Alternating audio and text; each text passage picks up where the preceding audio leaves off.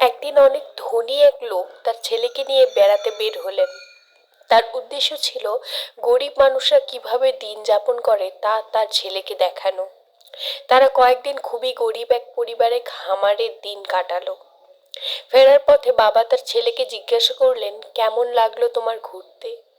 অনেক ভালো বাবা। তুমি কি দেখলে দরিদ্র মানুষেরা কিভাবে দিন কাটায়? বাবাটি জিজ্ঞাসা করলেন তার ছেলের কাছে।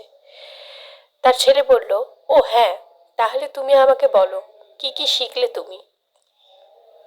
ছেলেটির উত্তর ছিল এরকম, আমি দেখলাম আমাদের একটা কুকুর আছে আর ওদের চারটা। আমাদের একটা পুল আছে যেটা বাগানে মাঝ পর্যন্ত পৌঁছায়, আর ওদের একটা নদী আছে যার কোনো সীমানা নেই। আমরা বিদেশ থেকে আনা বাতি দিয়ে আমাদের বাগান সাজিয়েছি, আর ওদের তারা ভরা বিশাল আকাশ আছে। আমরা ছোট এক টুকরো জমিতে থাকি, কিন্তু ওদের এত বিশাল ক্ষেত আছে যার শেষ আমাদের দৃষ্টিসীমার বাইরে। আমাদের খাবার কিনে খেতে হয়, কিন্তু ওরা নিজেদের খাবার নিজেরা চাষাবাদ করে। আমাদের চাকর বাকররা আমাদের সেবা করে, আর ওরা অন্যদের সেবা করে। আমাদের গাড়ির বা বাড়ির চারপাশে প্রাচীর আছে আমাদের সুরক্ষিত রাখার জন্য, আর ওদের সুরক্ষিত রাখার জন্য আছে ওদের বন্ধুরা।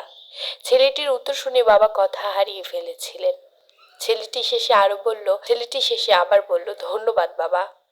এটা দেখানোর জন্য যে আমরা কতটা গরিব।